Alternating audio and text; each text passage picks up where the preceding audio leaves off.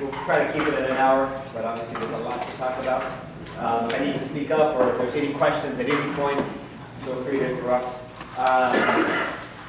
Mezcal de Leyenda, so I'm one of the partners, the only one that actually lives in the U.S. We're 4 of us in the company that got started all from Mexico City.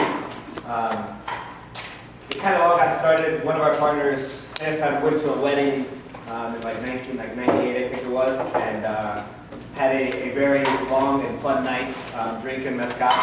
And then he woke up the next day and surprisingly felt well. And was wondering what this was.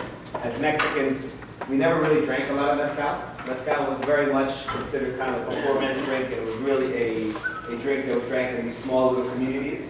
We're all from Mexico City, so it's always this idea that, you know, Mexico had this idea that anything exported or imported is much better than anything local. You know, it's kind of as opposed to the USA of kind of having this USA pride. Mexico is always like, si se puede, yes we can. We love our brandies, we love, you know, Bacardi. This is kind of almost our national drink. Tequila's okay. You know, any chef that ever wanted to become a really good chef would become obviously French, Spanish, Italian. But if you ask any Mexican what the best food is, it's Mexico City cuisine, or Mexico cuisine. But obviously, like, there was this idea that exported and external was better than local. And over the years, this has changed quite a bit. UNESCO kind of gave us our world heritage for food, based on Michoacan, for like beans, chilies, and corn. So, you know, we've taken for granted tortillas, but when you start tasting some really bad tortilla from packages, it's kind of like the same idea as like Wonder Bread, and why a really good baguette really is hard, and there's something delicious about that. So of course, we're starting to see whiskey producers from Mexico making, you know, whiskey out of corn, because we, you know, the epicenter of corn. So with that, long story short, it was something that, as much as mezcal's been around for hundreds and hundreds, if not thousands of years, because there's a debate whether it actually came pre-colonial or post-colonial. Some people really believe that there was distillation before, some people don't. I try not to get too far into that but whatever it is, it's been around for a very long time. The use of agave is something that's been intrinsic in a lot of different cultures. So we kind of found out about it. I had my first mezcal when I was 16, and it was one of the worst things I'd ever drank in my life. It might have been that mezcal, it might have been a 16-year-old kid who was drinking, you know, I was used to drinking vodka and grape juice, so something of this high-proof spirit and this much flavor is something that takes a little time for your palate to develop. But anyway, so after this endeavor that our partner found out about it, he started traveling around Mexico for like 6 or 7 years. And then they formed the first mezcaleria in Mexico City called La Botica. So for many years they were called La Mezcaleria, and they opened up different ones throughout the city, and somebody brought one to Spain, and it kind of grew a little bit, and now it's kind of come back to Mexico City. But this was kind of a very, like, important sort of distillery, or a bar where people started learning a lot about mezcal. This was something that really no one ever talked about mezcal. It wasn't something that we even knew about. You know, at the time, the denomination of origin of mezcal was formed in 1994. So the word mezcal is now a word that means, I'm jumping ahead. Anyway, this is me. I have a couple restaurants in New York. I'm really unimportant to the fact of everything. We're a company that kind of have been always looking of what is next in mezcal. We love the exploration, we love the adventure, we love these legends that are come from these regions and from these legendary producers. So we, you know, one of the things as a Mexican company, we always wanted to be the leader also in sustainability. Whether we talk about something being organic just because the way that you treat the waters and you treat the land and the pesticides that are used, it can cause this huge effect with like why we're seeing this issue with bees, you know, bees, bats, hummingbirds are big pollinators for agave, and then we're also fair trade certified. And that's something that is one of the most important things in keeping, you know, the power and the money and the resources in Mexico.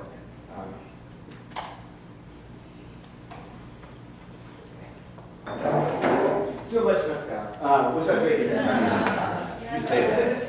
So mezcal is, so this is the region of mezcal. This is actually a little bit outdated. In 1994, they formed the denomination of origin of mezcal. The word mezcal is an Navajo word that means cooked agave. So anything that's a cooked agave is considered a mezcal. Tequila in the 40s, or even a little bit before that, when they started switching over from mezcal, and they started calling it vino de mezcal. then they call it Tequila de Mezcal, and then they just call it Tequila. So Tequila, when they determined theirs, I think it was the late 40s and mid 40s, but it has to come from the blue agave and it has to come from a specific region, which is not this whole state, it's a much smaller region. And then because of political factions, the presidents, I think in-law had some land in Tamaulipas, and he had blue agave there. And so they said, okay, that's probably the denomination of origin of tequila too. Mezcal started off in 5 different states. And what happened was in 1994 with the NAFTA, which we're renegotiating now, so it's also wonderfully different. But this is something that, Mexicans are making mezcal, and there's 32 states in Mexico. I think 23 of the states has agave growing there naturally. So when they said who wants to kind of be a part of the deal of mezcal, most states really did raise their hand, didn't see the value and importance. We'll keep on making, our mezcal, and who cares if we're part of this deal? And then as it became valued over time, more and more states said, wait a minute, we have a long history, we have a long heritage of making mezcal, like we should be a part, and we shouldn't be excluded. So little by little, they added, the previous year they added Puebla, the year before they added Michoacán, then they added, I think it was Guanajuato before that. So then there's 9 states. As of about 3 weeks ago, the EP, which is for Mexico, which is kind of it gives rights for like the denomination of origin and other things, now said the state of Mexico. So it's all in this, so it's kind of excluded. But the state of Mexico and then the state of Morelos, this is Mexico City, right? But the state of Morelos, the state of Mexico, and Aguascalientes are all 3 new states that are part of the denomination of origin. So now to make mezcal has to come from 9 specific states. Some of the states is not 100%. Some of them will be 20%. I think in Guanajuato there's like only 2 districts that can make it, so it's like probably 2% of the entire state.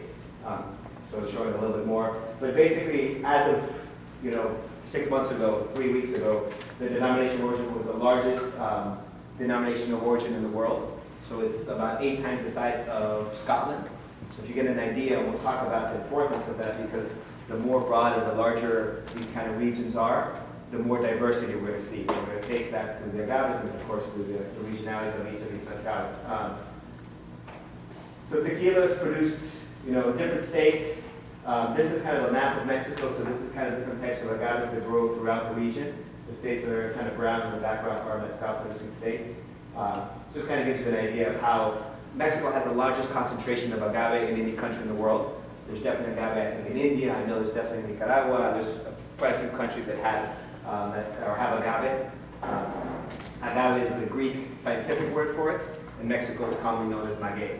So those 2 words are interchangeable. If I use them, that is why. So the basic process of making mezcal, we'll drink very soon, is you have your plant, the agave, which is of course a very important part.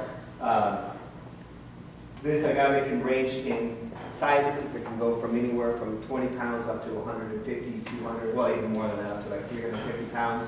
It can range in years that goes from 6 to 7 years of reaching maturity up to 40 or 50 years that we've seen. I'm sure there'll be more outliers. Some are short and squat with fat leaves, some are long and thin. Then the land, of course, where this agave comes from. This is a picture from Durango, so the northern part of Mexico, these kind of mesquite grasslands. You have Zacatecas. I mean, Mexico is one of the most biodiverse countries in the world. So when you talk about like the south of Mexico and Oaxaca, that area, it's going to be much more lush and tropical. To the north, which is going to be much more desert, like in Chihuahua, desert, and so Zacatecas, I'm supposed to see that region in the north has that. So you'll have different grasslands. So it's really a beautiful country, and all these different types of soils, all these different types of environments will affect, of course, your final flavor. This is Puebla. So the basic process is you have your plant. It shoots up a stalk called a quiote. So once it shoots up this stalk, basically, I forget the name of it, but the plant, once it shoots up the stalk, it dies. It's procreated, it serves no longer any purpose, and it dies. So what happens is the producer, when it starts growing this stalk, you cut it down, and all the sugars and all the power kind of the plant go to the heart of the plant, no longer to the seedling. So you let it sit anywhere between like 2 months to up to, I've seen producers leave about a year, where it starts to get really, really hyper ripe. it'll start to get almost a little yellow. And once that happens, then you cut down all the leaves, what they call pecas, and what you have left is your piña. A piña is a pineapple. They call it that way because it kind of looks like a pineapple, but the piñas can range between 30 or 40 pounds up to low 250 pounds. So they can be very large. Sometimes when they're on the mountainside here, a truck can come by. Sometimes they're really far away. They have to bring them by donkey back up to the closest road. So it depends on the region of how hard it is to kind of production process for tequila. Usually it's kind of done in autoclaves, usually larger stills. For mezcal, one of the distinct flavor profiles, and it's not by law, but it's just a more common practice, and when it tastes something different, is you have your pit. You start this gigantic bonfire using local woods. So depending on the wood that you have in the region, whether it's oak, mesquite, pine, all going to affect different flavors. You fill it up with agave. Usually these magueys, the piñas, you can fit about 4 or 5 tons. Then you cover it with tarps, and then cover that with dirt, and you let it cook for about 7 to 10 days on average. And so this is going to give you that kind of smoky peatiness that we kind of associate with mezcal. Then usually it gets crushed in Oaxaca with this called a taoman. So it's basically an Egyptian mill, what they say. So it's a big stone, and there's a horse that goes around in circles and just mashes it up, constantly the horse is trying to constantly eat that agave as well because it's like sugar cane. It's really sweet, delicious, but constantly feeding the horse. So I'm not a huge fan of this whole production because when it was very small and they produced very little, it was very little stress. But as you use it more and more, I mean, some of these horses are, 250 days of the year going around in circles, mashing this up, but that's a whole other topic. And then it gets fermented. One of the things that's really interesting about mezcal, and almost every mezcal that you see on the market, is open air fermentation. And so this open air fermentation is usually what it means is basically you add water, you add the plant, the agave, and you let it sit. The natural yeast to grow and to turn this sugar into alcohol is kind of unique to each distillery. And we've seen through smaller distilleries, we've had to work with distilleries that are 100 yards away, and the exact same plants, exact same process. They do almost the cuts exactly the same, and the difference will be the yeast that are naturally growing in each different distillery. And so that will obviously affect your flavor quite a bit. And I think it's probably one of the few spirits out there that does this. And kind of take for granted because almost mezcal does this, almost all mezcal does this, but it is something very interesting and neat. So we don't know really what type of yeast strain. Some of the yeast obviously don't fully consume all the sugar, so there could be some waste there. Some of the sugars takes longer, so depending on the region, this could take, why it says 4 to 14 days, because it's open air. So when it's really hot, this fermentation will happen in 3 to 4 days, but it'll be less than 4. And when it's really cold, like right now in the winter, like in Durango, at nights it gets below freezing, and so they'll have this kind of desert temperature change, this desert shift, so at night it'll get below freezing. So you can be a fermentation up to like 14 days. And so some of them will taste kind of this malolactic fermentation that happens in this process. Is there anything like sour mashing involved? Mm-mm. No, not that I've seen. Every time, I'm sure there's someone out there doing something weird. Yeah. Just like playing with it. But that I've seen, it's always been, but it's just like agave water. Distillation. Distillation by law for mezcal has to be double distilled. So all of them get double distilled, depending on the region, depending on the type of stills. So some of them, this is kind of the traditional copper alembic still that distills up, it has a serpentine, cools down, you remove your heads and your tails, and that's your product. Some of them will be, and we'll talk about, I'll show it in a different slide, a different type of still. The other day I saw someone who was doing kind of this, it was like duct taped together, but it was a 3-plate sort of collar still. But it was like the most janky, really interesting. It's kind of like, it's called, but it's so rustic that it's hard to criticize in that sense. So, and that's like tradition. So, and we'll see about in different regions how they do it. So, and then the last piece of the puzzle of all this is really the producer. And each of these producers are producers that have been making it for, some of them for generations, some of them just since they learned how to distill when they were younger and fell in love with mezcal. But these are all wonderful people that have been making mezcal for a very long time that we're trying to give back and showcase them, because at the end of the day, if the education and the resources go away from Mexico and the money goes in and follows what typical big business likes to do. We're going to lose all this wonderful kind of history and culture. And there's so much, like most mezcals that I taste that are more kind of, I won't say industrialized, but like that they've, like timing, like a lot of mezcal gets distilled just using wood. And so there's some people, when I first started, I was like, wouldn't it be nice if we could use a gas oven, that we can control the flame perfectly, we can distill at a really slow, consistent rate. We should have the same product, we're not changing anything else, we're not taking away. And the ones that I've tasted that have done something like that have never been as good as the ones that make it in like the traditional way. So there's something about the wood, there's something about all of that that goes in that really makes each one special. So I think right now for us is like trying to work with the producers and figure out a way to make sure that they get the credit, that they get the money, and it balances out. There's so many hands that kind of get into into that kind of pot that it gets really hard. But it is something for us that's really important to. So mezcal. We're going to start tasting and do a little kind of travel around Mexico. Be careful. Maybe my hands will be real interested, let me know. But I want to talk more about this. This is kind of one that I use sometimes for tasting about our mezcal. But I kind of want to talk a little bit more about the bigger aspect of mezcal and why we're so in love with it. So Oaxaca. 80% of all mezcal that is produced comes from the state of Oaxaca, and 80% comes from this agave called espadín. And so if we want to taste it, that's going to be the one on like the bottom right. There goes Oaxaca, the one in green. This is the region of Oaxaca, so southern part of Mexico. This mezcal comes from this region that they call the Central Valleys of Mexico. Also, just so you know, you guys have a booklet in front of you that has a lot of details too about each one of these. It's a chalky soil, so when you get something, a little bit of that kind of salinity from the soil as well. Elevation, so it's pinewood forest, so what they use is a lot of oak to cook this agave. And then the elevation of this one, I think, 4,400 feet of elevation. So in terms of some of these we'll see are much higher elevation, but this is what keeps it also a little more moderate the temperature. That this is a very hot region. If you go to like the beach, it'll be 98 degrees every day of the year practically. But here it's kind of in this mountain range. So this is the Sierra Madre Occidental, or the Sur, which kind of goes up and becomes eventually the Rockies.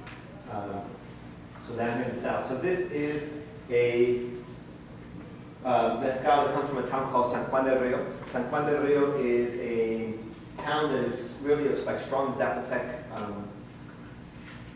history, lineage, and so they all speak Zapotec first, but it's only an oral language, not written.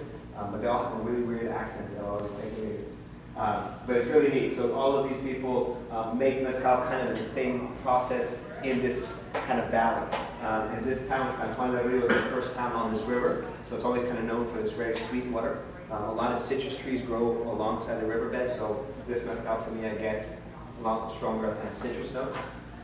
Espadines still have a lot of sugar, something that in terms of the agave world, there are the quicker side to mature. So in about 7 years, they reach full maturity. And then in terms of yield, and we'll talk about for each one, but to get a perspective. So for a tequila, for every 5 kilos of blue agave, you get 1 liter of tequila. For mezcal, for espadín, for every about 7 or 8 kilos of espadín, you'll get 1 liter of mezcal. Is that for yields from the agave or from production? Like the difference? From like inefficient production or a little bit of both. Okay. A little bit of both, but more so than you think the plant. What was the ratio? So 5 kilos for 1 liter of tequila, and the other one is 7 kilos for 1 liter. So 30% less efficient. So we're talking, 2 kilos makes a lot of difference. Average weight is about 40 kilos of a plant of these. So you get on average, about 5 or 6 liters of mezcal from every plant. So 7 years, one plant gives you 5, 6 bottles. Depending on what agave varietal. What I would talk about just espadín, and we'll get into other ones that are going to be. Espadín is the friendliest in that sense, and that's why it's the most common. So it's in terms of the world, it's a 7-year plant which is quick producing and a relatively high yield because it has a lot of sugars in it. This is why it is the most common. But this is Sal Martinez, so he's a producer we've been working with for a very long time. He's a really good friend of ours. please feel free to taste. If you have any questions, we can go over that. But that is the Oaxaca. And I recommend to kind of revisit. It's nice to also go back. I think we brought out spit cups too, so anyone can so choose to.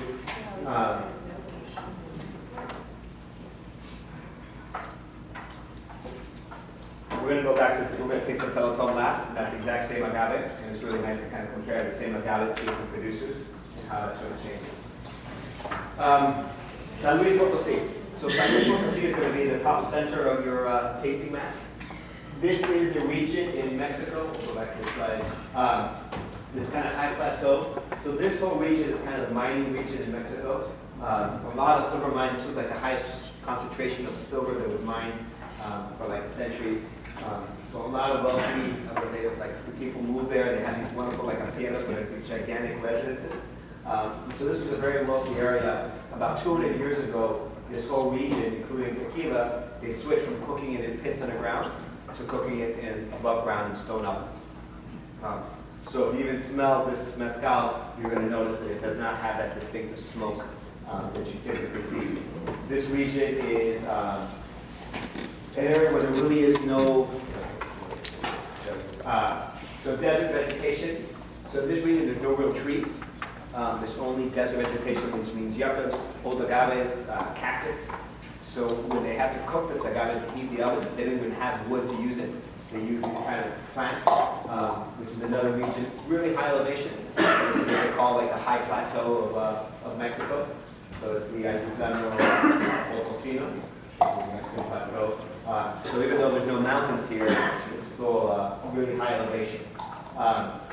So this is an example of this region where there's one mesquite tree, maybe two. This is an agave called Salmiana, what they also call maguey verde. It takes about 15 years to reach maturity.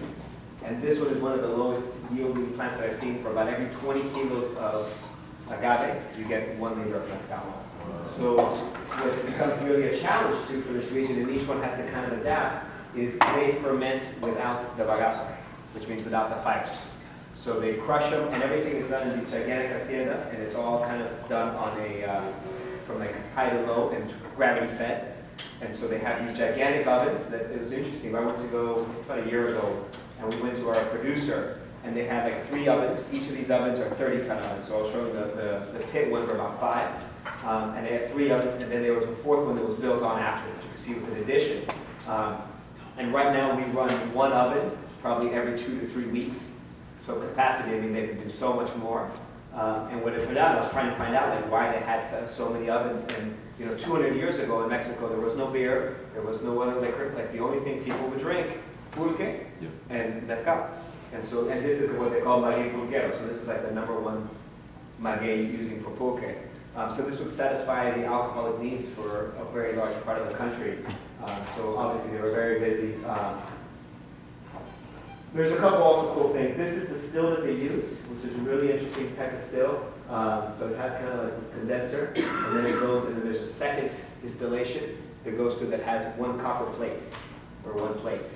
So it's like a weird kind of hybrid column kind of, but it's just 1 little plate. And our producer puts half of like the fermented like juice in here, and half of it in the other one.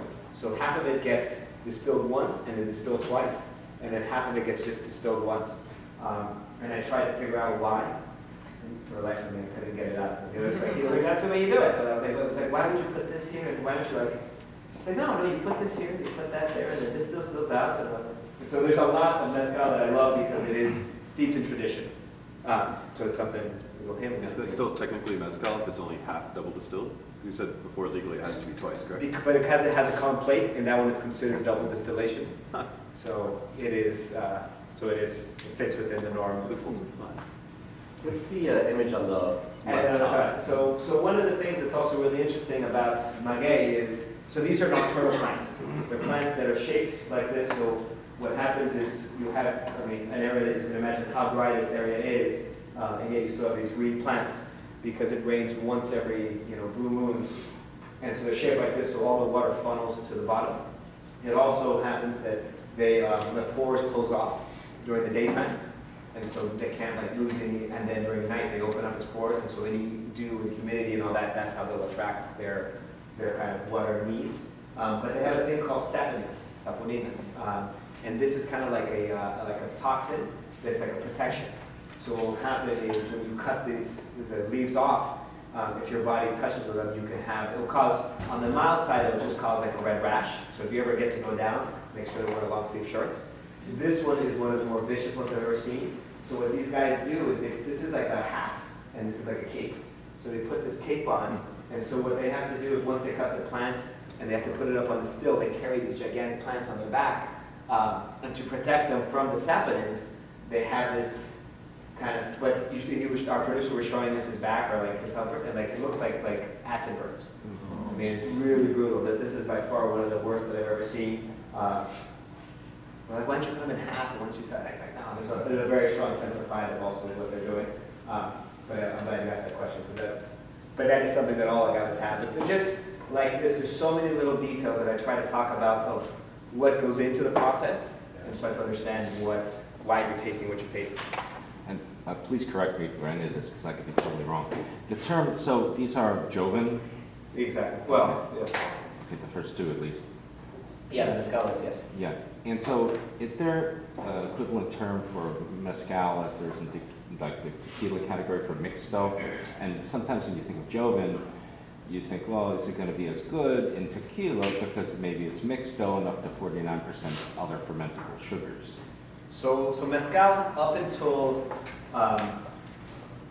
2 years ago, a year and a half ago, that they passed a new law. They had two different types of mezcal. It was 100%, and there was another one that was allowed 80-20. As far as I know, I think there was only one brand that ever did this class 2, what they called it. As of a year and a half ago, mezcal has to be 100% agave. Okay. So there's that. The word joven is young, so anything that's unaged is a blanco. Mezcal has this interesting, because there's kind of history of different ways of making it throughout different regions, there's also one that you can say, well, we have like a special edition that's glass aged. So you can have what they call Reposado en vidrio, so like aged for up to a year, or at least a year, but in glass, so it's clear. So the word joven means basically from the still to the bottle, and then there is the category of Reposado en añejo. We don't have extra añejo, so just anywhere aged, I think has to be at least, I think 3 months, but up to 2 years, and then anything above 2 years is añejo, and there's no extra añejos yet. So almost everything you'll drink from mezcal or joven is, so there really isn't kind of that distinction. Yeah, or there isn't an ill effect or like an idea of like it's an inferior product. Most mezcaleros love mezcal like that. You know, tequila's worked really wonders for them, the reposado, because it gives you much more kind of that whiskey sort of flavor that people already know. But for mezcal, we really don't see too much of it.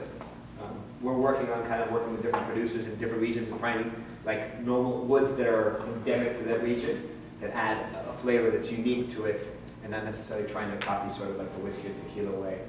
But that's a long way away. So when tasting this mezcal, you know, I think this is something that is incredibly unique. The only ingredient that goes into any of these products is agave and water, and that's it. So when you taste this, I mean, the nose to me is like jalapenos. I mean, like there's chili, but to me it's even much more jalapeno. Somebody described it once, which I think is accurate, but it still kind of bothers me, is Dorito nachos. There is something, so this kind of high elevation fermentation, this you'll start to get a little this malolactic fermentation, so there's this kind of a little bit of cheesy funk. To me it's a little more blue cheese, but that chili and cheese sort of combination, I think, is kind of spot on. The palate to me is much less spicy than what the nose appears to be. Definitely some wonderful sweetness, a little bit of brine, but I think it's very unique. And this is traditional mezcal from San Luis Potosí. You know, this is not something of like an experiment, like wouldn't it be cool to do this? So I think kind of in a sense, I've been getting more and more into this conversation of mezcal, is it even really a denomination of origin? Like when you drink like a cognac and what bourbon used to kind of be, it gave you a sense of place. Mezcal really now is a big picture. It is something that is very unique, and when you look at a bottle of mezcal, you have no idea what you're about to taste because of all these different factors, the different types of plants, the regions, the process. So it's really interesting, and I think this kind of goes on the other side of the spectrum of what mezcal can be. Now we go to Guerrero. Guerrero is in the southern part of Mexico. This is a mezcal There's kind of cooked in a traditional method. Guerrero is this kind of southern part here. This is much warmer of a region than Oaxaca, a little lower elevation, so this is what they call kind of tierras calientes of Mexico. So fermentation happens really, really quick. Oak farce also, same sort of, so they use a lot of oak to cook the agave. Low elevation, 3,500 feet. This is a wild agave, so Salmiana also was wild. The first one we tasted was Espadín, which is the most common agave. Very, very hard to find a wild Espadín anymore. There's something romantic about finding something wild and creating it. At the same time, the future is not wild. I mean, and there's no real issue. I mean, as long as you're planting and you're being sustainable about it and not, deforesting, trying to grow more plants, or the way that you're kind of depleting the soils. I think it's great, and that is the future, and the only way for it to be sustainable. So this is the plant called papalote. The scientific name is Agave cupreata. They call it maguey papalote or ancho. Papalote means kite, and so these leaves are kind of kite-shaped. Beautiful plant that has these wonderful kind of red spines. This is the fourth generation family that just started taking over production about a year and a half ago, 2 years ago now. Chicha, and I think the mezcal is the best that it's been in a very long time. So it's something really neat to see how the tradition kind of lives on. And so the father and the grandfather helped us do like a special release, and there's a family that we've been working with for a very, very long time. Makes really a varietal of really good mezcales from this area. So then the family we're working with trying to do some aging. We did some experiments of like adding bugs and adding different things from the region. That is really, really neat. This distillery we helped them build about 2 years ago. So this is this beautiful, like it's on the edge of a mountain, and you just see all the agaves off. There's this kind of really romantic sort of like, want to become a mezcalero and forget about the rest of my life and just enjoy this. I think I go crazy after about a week, but the idea every time I'm drinking mezcal is this wonderful idea of really living. The wife goes out, makes tortillas, and they set them on like charcoal or wood. So like their house is just smoking, where they're like a house where making tortillas and just smoking. We just go in and like keep stealing tortillas from her fast as she can make them. But they're so good. I was like, oh, well, with mezcal, it's a wonderful combination. So this is a beautiful mezcal that I think is very representative of this region. This to me was one of the agaves that kind of started to change my viewpoint on mezcal, where instead of caring so much about a brand, to me it became much more about a variety, kind of the idea of like wine. And it's like, I really like Merlots, I really don't like Malbecs, and so when you order on a menu, maybe you look for a region and then you look more for a grape. To me, this is an agave that I just love.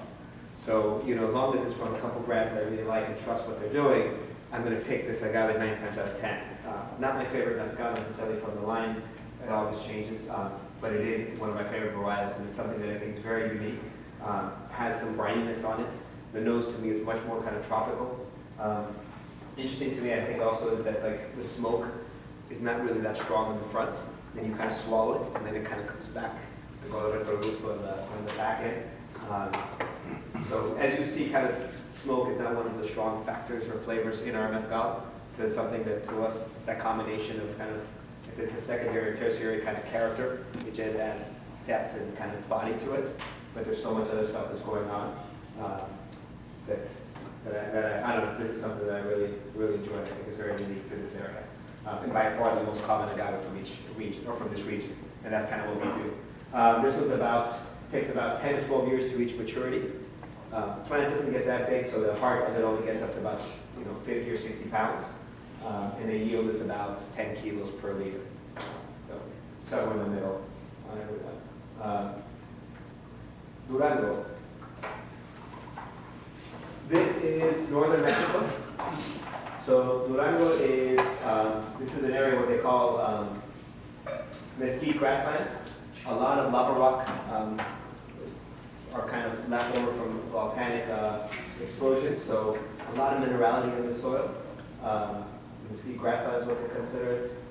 Very high elevation, so similar to that of San Luis Potosí, but farther north you start to get a lot more trees, so they use a lot of mesquite to cook this agave. So the smoke you're going to taste is going to be very different than kind of the other ones, and that's to do with the plant. You can see these are kind of these red lava rocks that grow around this one. This is an agave what they call cenizo, which means ash. there's a lot of, it's very interesting because Mezcal is a very local sort of plant. The names are all kind of common vernacular. So, you know, like the term Karwinski, the scientific plant Karwinski, maguey, they call it quiche, biquiche, maliquiche. There's like 15 different names for this one plant in Oaxaca. For different regions, so cenizo is what they call, cenizo means ash, and that's a very common name that I know 3 different varietals that are very different, that have the exact same kind of common name. So it's going to get confusing as things start to get kind of more, you know, coming together. What somebody calls a cenizo will be very different than what someone else calls a cenizo.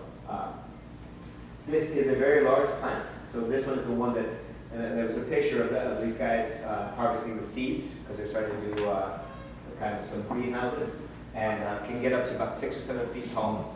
And then the heart of it can be over 200 pounds. So really, really big plant. Very slow growing. Takes about 12 to 14 years. And it takes about 12 kilos of agave to get 1 liter of mezcal. There's a couple cool things also about this distillery. So fermentation tanks, because this region gets very cold, one thing that they've figured out is how to keep the ferment from not freezing, which means you don't get fermentation and you're done. That they put them, so these are like concrete rectangular vats, and then they're lined with mesquite, and they put them all next to each other so they keep it kind of more insulated. And then they also put the still, so either the still or other times they put the oven close by, which keeps the soil also kind of warm. So that way at night when it gets really cold, it still doesn't drop that much in temperature. This is kind of what I was talking about, the other type. So this is the Filipino type still. So basically what happens is underneath here, there's like a big pot where the agave is, and the heat comes up from under there. It distills up through this wood, and then up here there's a bowl with cold water. So as soon as it hits that cold water bowl, it condensates down, and there's a spoon right here, which basically catches it, and it goes down, and it just cools off into So this, in a sense, is kind of like a continuous distillation, where it kind of hits, and whatever doesn't fall, that spoon will come down, and will kind of continue. It still goes through 2 processes. But this is the 2 major types of distillation that you'll see in different regions. In Michoacán, Durango, Zacatecas, you'll see much more of this kind of, Garcias, you'll see a lot more. Puebla, they do a lot of like tree trunks, so they hollow out a tree trunk, and that's what they use as kind of a hat. So this is an interesting one. So, you know, to me, the mezcal starts to become kind of the colors of the bands really kind of make sense with what you're tasting. Much more kind of this kind of sweet, sort of kind of mesquite barbecue sort of smoke to it. But then there's like cocoa, you know, I get this kind of wonderful sort of, you get a little bit of popcorn, coriander, and some kind of earthier sort of flavors to this one, but a lot of sweetness. So I think this is really cool.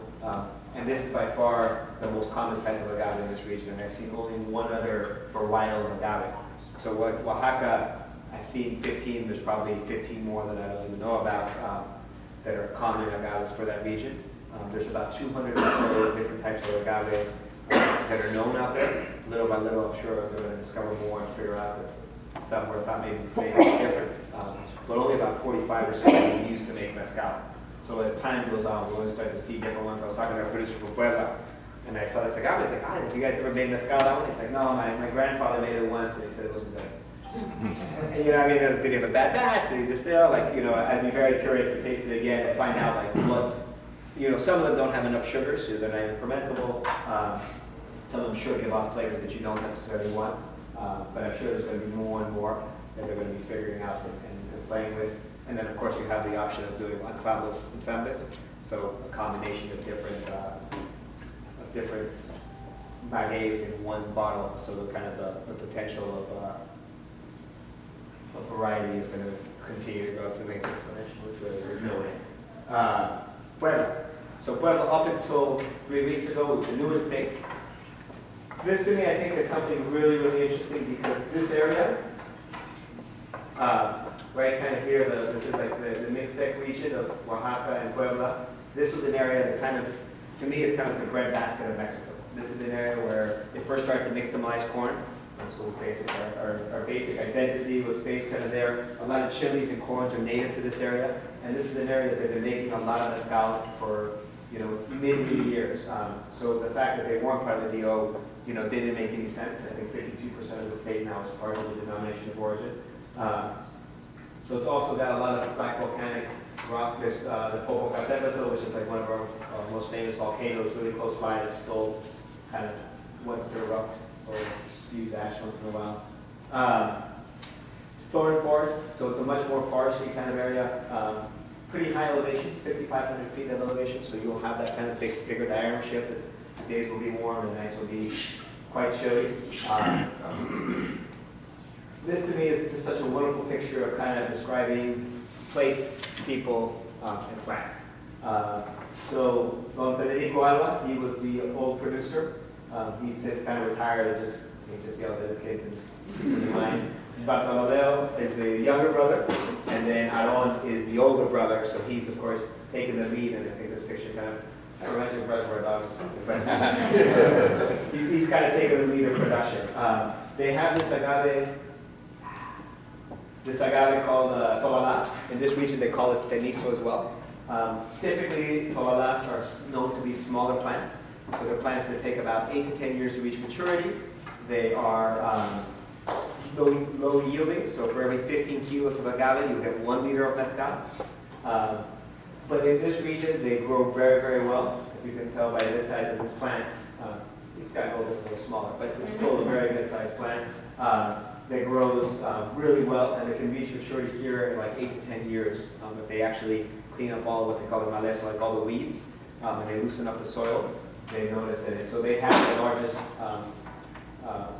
fields of Tobalá, they're planted Tobalá. So it's one of those things that also this idea that Tobalá can only kind of grow wild in this region is quite not the case.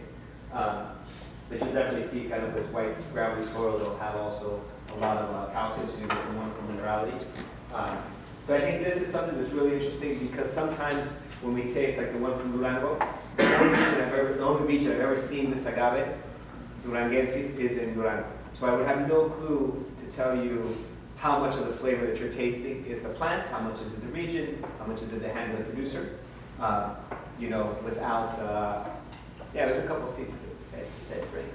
How much this one, Tobalá, you obviously see in Oaxaca. I've tasted it other times to different producers, and it changes a little bit. You have some sort of flavor. So you'll have that kind of menthol eucalyptus, kind of those kind of band-aidy sort of notes, medicinal notes.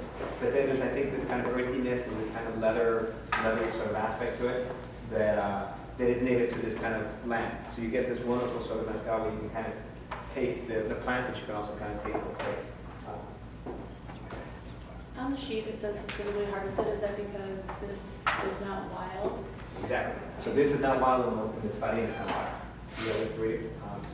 So he's the producer, Aron, like 30 years ago, a friend of his had this blue agave, and sold it for a ton of money. And he was like, shit, like this is going to be something that I think I should do. So he started just getting land, and started planting espadín, and started planting Tobalá. And this was 20 years ago, before, basically when the denomination of origin mezcal just started, and way before, 20 years before, they even could sell mezcal as mezcal. So it's truly like a visionary, somebody believed in what he was doing, and had faith that it was going to work out. And then once they got certified, he's somebody that can sell plants, he can start, making mezcal for the producers. So somebody that I think is going to really make a lot of money. It's someone who's got a good vision. So it's really cool to kind of help somebody out that really is. They have some special releases where we've done some different things. A great legends that is all about like a living homage to great producers. This is the one where we're talking about where they glass age. So Michoacan, they glass age it for like a year. And so they bury it in the ground at the beginning of the year, and on Day of the Dead, they resurrect the mezcal. What they call it, the mezcal, cementerio mezcalero, the mezcal graveyard. So it's a cool kind of history. Next year here, we're going to be doing the 10th anniversary on Day of the Dead. Everyone's invited. An agave, this is an agave that a friend of ours, Lipas, told us about. And so my partner saw this agave and said, we must fucking make mezcal of this. It's bright red yellow. I've never seen any other plant kind of do this. And this is in Tamaulipas, or the northern part of Mexico, an agave called Montana that really wasn't even classified. And in this area, though it had the denomination of origin, there's no mezcal producers. So our producers from Guerrero moved up there and made this mezcal for, they were there for like 3 months. We built a distillery And it's an incredibly unique mezcal. And then we have reserves of the biosphere, so this idea is ones that are these national parks. And all of these have kind of a social environmental purpose, so all the proceeds are going back into it. So this was like 3 generations of producers came together to make this field blend of this region. And it's all about like preservation of this kind of national park. So this is the mezcal that kind of started us all. This is in your top right. The first mezcal that my partner was drinking at this wedding was this producer Cuberto. And so we were selling this mezcal just called Minero, like in our mezcalerias, we had no real brand names. It was our best-selling mezcal. And so we came up with the brand El Pelotón de la Muerte, which means the Brigade of Death. So this is kind of the flag. So when the founding father of Mexico, Miguel Hidalgo, was killed in 1812, they formed this kind of brigade to avenge his death. And we love this idea of kind of this group coming together to fight for Mexico. So we play a lot with like the word pelotón of like your group, your posse, your people. And so this is, a traditional mezcal. It's made in Santiago Matatán, which someone was telling me from Oaxaca, so I believe, and they were saying there's about 200 producers of mezcal in this town. So I've seen like 30 or 40, but you literally go into this town, it's just distillery. And it's really interesting that it's an area where the agave grows incredibly well. So there's a long history and lineage of sort of making mezcal in this area. Our distillery is called La Perla Blanca. So you can see it right off the main road. This is my counterpart, say Aldo, who's probably working hard right now as we speak. But it all gets kind of done in the traditional methods. And then they use agave espadí, so this of course being the most common. So if you taste this one compared to the first mezcal we tasted, exact same agave. If you guys want a little bit more, feel free to come up. If you like more. But anyway, this is the exact same agave, same basic process. So it's a different sort of region, and you can kind of compare and see how different the same sort of, you think about like grapes, how the provenance and how they get just the process and the natural yeast that come about from each area are, will affect. And this is of course the man behind the plant, Don Cuberto. So this is our producer we've been working with the longest. Really just a wonderful human being that keeps one of the cleanest distilleries. And I think you taste that the mezcal is not as complex as the other ones, but it has a really clean sort of linear flavor. That's something that I've always enjoyed. It's something that I was going to go back to. One of my favorites. Sotol. 5 minutes to talk about Sotol. No, you're good. We can go till like 3:10, 3:15, whatever. Go ahead. I meant to put it earlier. Yeah, alarm. You're good. I had a little alarm, so I was like, okay, like I can talk a little bit sometimes. Sotol. So Sotol is the plant you see in the bottom left. This is a plant called the Desilerium wheeleri, or the Desilerium is the term for the plant. At some point they're together in the family tree of agave, and then they separate and they become part of the lily family, where agaves continue with, they're all both part of the asparagus family, and then they go lilies, and this one goes agave. So it's similar, but it is not an agave plant. It is a plant that takes like 6 or 8 years to reach maturity. It shoots up a quiote just like it, but unlike the agave, when it shoots up a quiote, doesn't mean that it's automatically going to die. The quiote goes down, and the next year it could shoot up another one. So some of them will give up to 3 or 4. So once it shoots up the first one, the plant is mature, and at any point after that, you can harvest it. So it's considered much more like a grass. So the flavor profile will always have a little of this kind of grassy sort of notes to it.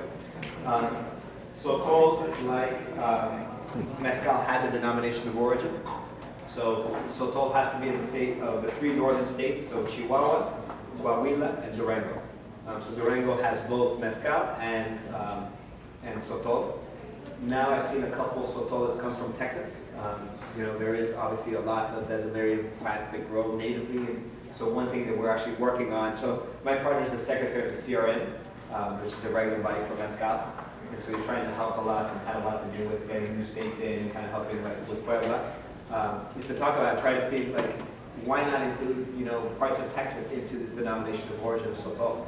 And of course now with a lot of political conversation, build bridges, not walls.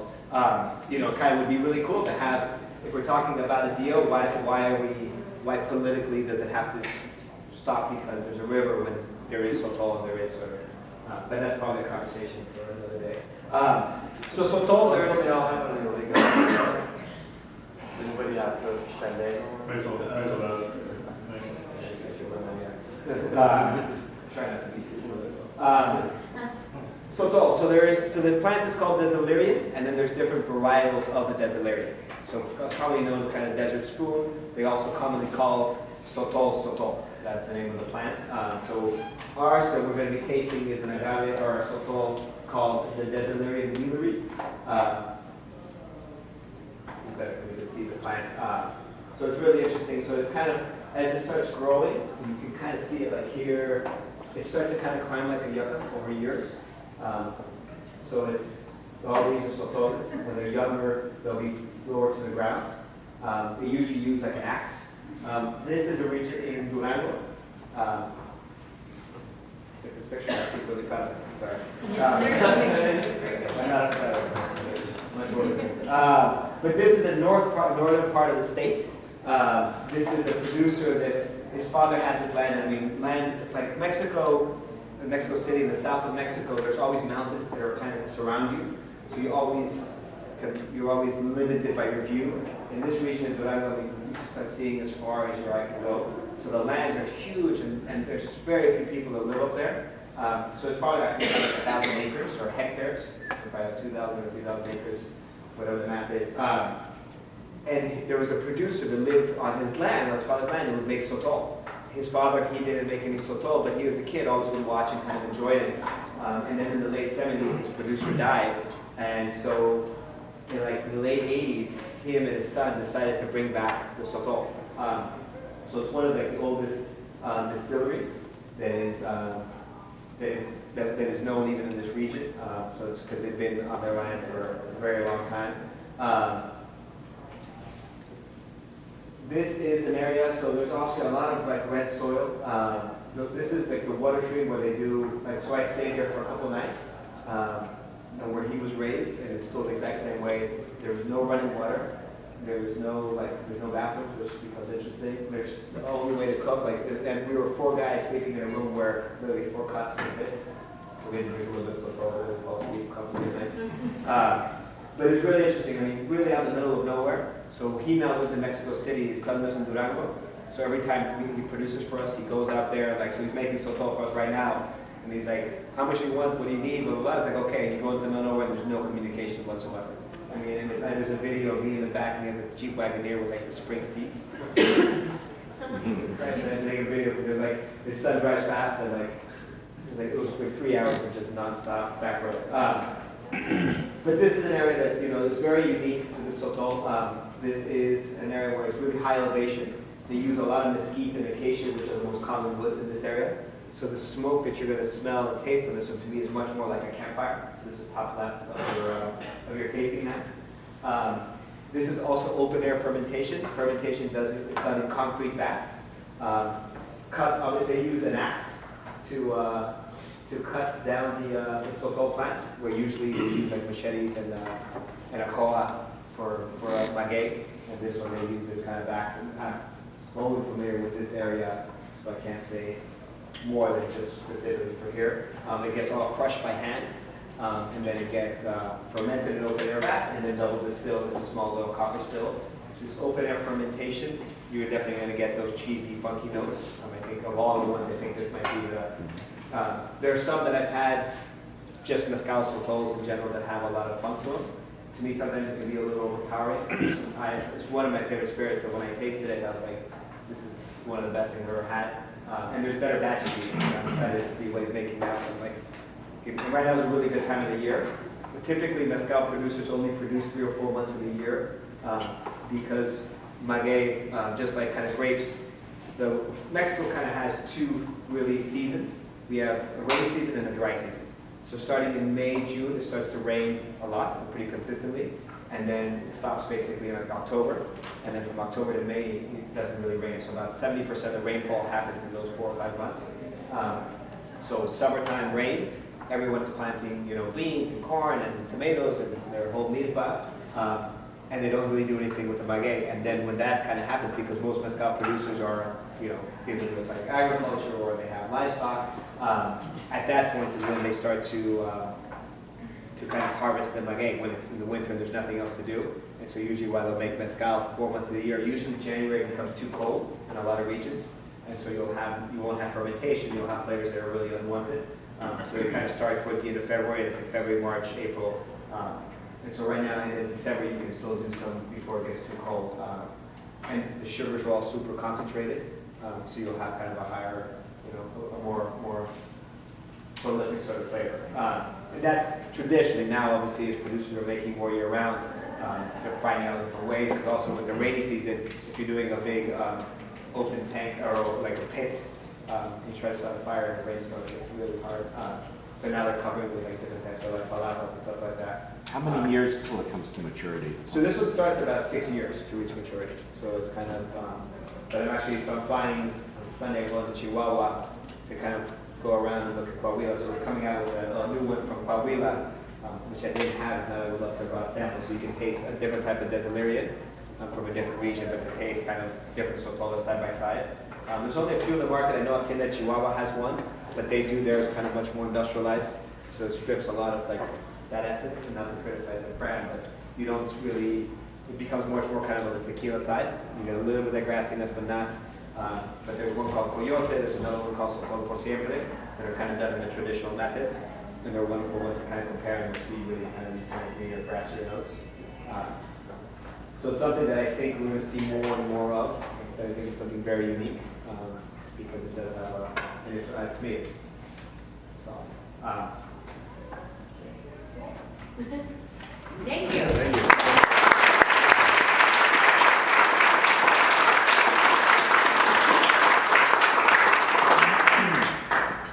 Has any questions or anything?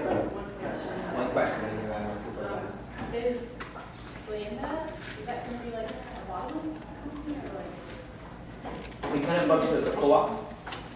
So we buy the mezcal from our different producers, and then in Mexico City we bottle it, and then we sell it as our brand. But it's all about, so like all of our bottles have like the place of the producer, where they make it and everything, so it's all about that. So is that a question? And that's how done too. Almost every mezcal, there's very few, even like Colgorio, they own one batch or one bottle of their 15, and almost everybody buys from different producers. And it's kind of like, if you think about like Burgundy, like Bible does that, like kind of the like negociant, in the sort of way that's kind of because they've been making mezcal for such a long time, it doesn't make sense for us to come in and say, make some mezcal. They're already doing it great, so the idea is to work with these kind of producers. Can we go to what was back to me? So earlier you mentioned how the pores of the agave are closed during the day and open up at night. If you were to harvest an agave plant at night, would that change the flavors at all, or would it still taste the same? I don't know. Well, I don't think so, because these are the leaves that are kind of, so you're cutting all that off, and all the leaves you don't use for anything. All you have left is the pineapple.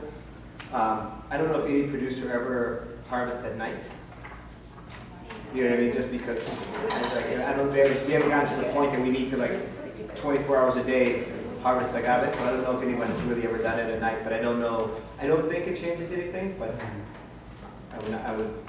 someone could tell you the opposite. So unfortunately, I don't know that. There was a bunch of press a couple of years ago about, specifically in Jalisco, people going over borders to collect agave piñas and bring them back over to make tequila with Blue Weber agave. And I'm wondering, with all these different varietals of agave for every flower that you have, who is regulating what sort of agave is going into what bottles, or if there are any? Like the CRT does it for Blue Weber agave. Like obviously the NIC does it for cognac, different grape varietals. Is there anyone from the CRM that's doing it for mezcal? A certain percentage of agave goes into a bottle, or is it?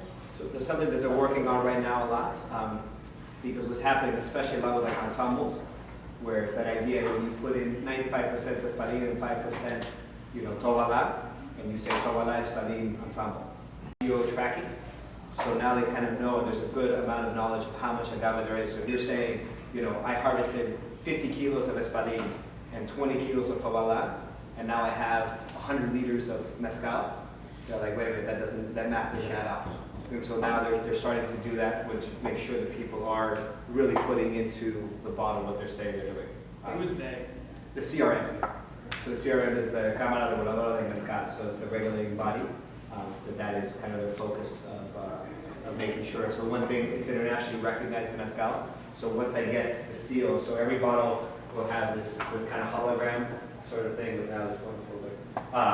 And so that will, and they're the ones that make sure that if they get certified by them, the United States accepts it, that there's enough, or below a certain amount of parts per million for methanol, that it's done certified, and so it is a nice way that it's internationally recognized, but it is an important part that they actually do regulate it properly to give the consumer the right information, because it could easily be kind of misconstrued. Do you guys do any bottling of expressions like Pachuga or Iberica or anything like that during that season? No, we have a producer, so the Grandes Leyendas, we're going to be working with a producer next year, and he's going to be doing a Pachuga using Tobalá. There's a process called ancestral, which is a category of mezcal, and so it basically is no industrialization. So you can't have, it has to be fermented in either wood or leather, so this would be fermented in leather. It has to be distilled in clay. You can't have any copper stills, and it has to either be crushed by hand or the talona. So he's going to be doing this ancestral mezcal, which he's kind of been traditionally making a Pachuga for Tobalá. I in particular am not a huge fan of Pachugas. What is he using on I didn't catch that. Chicken? He's going to be using chicken, and then he uses a lot of spice. He uses cloves, allspice, some cumin. So it's a very different sort of Pachuga I've ever tasted. It's great. At the idea, I was saying, I love a clean, classic, and that's kind of the idea of our kind of mezcal de leyenda is to showcase the agave and the region. Sure. So we're doing special releases little by little, but there's so much information that it's something that right now it only adds maybe noise in a sense. Was it the Puebla that's rested or aged, the glass aged? The Michoacán. Yeah. So is that just a tradition that distiller uses, and it's just something that's always been done, or did they try to bottle it when it was just coming out? Or? So this is something that kind of goes back to the Pachuga question. Because mezcal was only being made a short amount of time a year, they were doing these kind of harvest mezcals, these sort of special editions, special things for them. So when there was a wedding or there was something special, they would whip out something more interesting. How the Pachuga, I'm not sure how it came about, but it's definitely more about a festive sort of spirit. So the glass aging is also kind of known as the better mezcals that people would use. The history of that one, there's two kind of stories that I've heard. One is tequileros would come in and steal their mezcal, so they would hide it. And then the other one is they were also trying to evade taxes, and so they also would hide it. And so those are the two that I've heard. But it is something that, once we started tasting it, and I've had different aged, mezcals that are in glass, and you will have some sort of oxidation. You will definitely have some reduction in the scientific term, which kind of increases the smoke a little bit, but also really accentuates the kind of the sweetness. So you'll have kind of the highs and lows kind of start to balance out a little more. And it's really interesting to see how it does, change over time. So last time I was in Mexico, I talked to a few people, and they were obviously there's not lows, but there's kind of an animosity about the profiteering off of the culture of mezcal in Mexico, and it being imported in America, but not really distributed all in Mexico. And I was just wondering if this is your products are distributed in Mexico, or there's any sort of Yeah, we started in Mexico. We were selling only in Mexico for the first 2 years, and then I came on board in 2009. We started in 2008, so really 2009, 2010 we started in the United States. So it's something where, there's a lot of brands that exist in the United States that only exist here. I think it's changed a little people's mentality in Mexico too, because the United States is the biggest consuming country. So it is something that if you want to sell and you want to make money, you have to sell in the United States. Taxes in Mexico are kind of shitty too for alcohol. They tax you like at every step. So when you buy a bottle, 50% of your cost is taxes. And we call them yips. So there's kind of, I think, a little pushback, and I think there's a little kind of like, it would be nice to have my mezcal here. But I don't feel like, I mean, the producers are happy that they're selling. There's also obviously some issue because, they make a certain amount of money, then the taxes, then transportation, then, border taxes, and more transportation, then distributors, wholesalers, retailers, that when you have a $100 bottle on the shelf, the producer's probably making only $2-3. So when they see that, it's like, wait a minute. But there's a lot of hands in this pot, and so that's something that also that they don't quite understand. So that's something that I've seen people kind of push back. We try to do complete transparency. Like, this is how much you make, this is how much I make. If you want to make more, then this is what's going to happen. So like, our peloton is very aggressively priced. And so we're talking to our producer, we're like, we're at a certain price point that we want to maintain. And he was like, well, last time I used to make, 50 pesos more, a liter. I was like, we can raise the price. I have no problem with raising the price, but just understand we're going to lose 50% of our sales. And that's up to you. Or do you want to produce more? You make a little less on each one. This is how much we make, we make like 50 cents on a bottle, so we make very little. But it's about, for us, it's been great because it starts where people don't know a lot about mezcal, like my wife never drank mezcal, doesn't like mezcal, and now her favorite cocktail is mezcal. So like little by little, understanding, like I don't even taste smoke anymore in mezcal. Like my palate is completely numb to that. That so many people who've never tasted it will taste it, oh my God, it's so smoky. And so little by little, so it's been, so you have to, I think if you're transparent, like anybody who looks out for producers, we are very open with everything that we do. And I think as long as you do that, then everybody understands how the game works. We're all kind of in it together. That if someone's going to make money, we all going to make money. So we go with him, and then we're here. And then that'll be. And then that's it. What's the current legal classification for post-distillate additives other than the occasional chicken? So there's two sort of categories of that. There's called avocados, which means, and those are ones that are pechugas, which is basically you're adding flavors into, pechugas are destilado con. So basically you've added your flavors, whether it be a chicken breast, you usually add fruit or whatever it is, and you distill it again. So it gets distilled with, and you have basically a finished product that's sort of, let's say, clean. And then there's another one that's called avocado, so it's like avocado with a big B. And these are ones that after you're done distilling it, you add flavoring to it. Yeah, because the chicken is in the fermentation tank with the... It's in the distillation, no. I The chicken- didn't mean yeah. distillation. That Yeah, was and a it's mistake. hanging. So Right. it steams through the chicken and it comes out. Yeah. And then... Can you remind us what else they use other than chicken? So what you need to use is you need to use a very lean meat. So chicken, you always do what they call pechuga, means breast, so you do no skin. And then people started to do it with rabbits, they've done it with lamb, I've seen it with iguanas. Wow. So all kind of lean animals. We had a producer from Michoacan and kind of heard about it. And so he made a distillate with like an entire chicken and added no food or anything to it. And he was like drinking, it's like, this is One of our local I don't even drink this. One of our local mezcaleries in Dallas, they're working with Gracias a Dios, and they brought down a 20-pound brisket from Texas, and then so they're doing like a Texas brisket pechuga that Have they done it yet or no? they just finished it. It's coming up next I'm month. very interested in tasting that. But yeah, and then of course like Ron Cooper did the Cabernet Iberico, which was a fun little last one. With the growth of mezcal, I was reading that there's an issue, especially with wild agaves, people are coming across and stealing them. Are you guys doing anything to combat that and help your producers, or is it just kind of one of those things that's unfortunately it's going to kill out the whole wild agave situation? What do I start with that?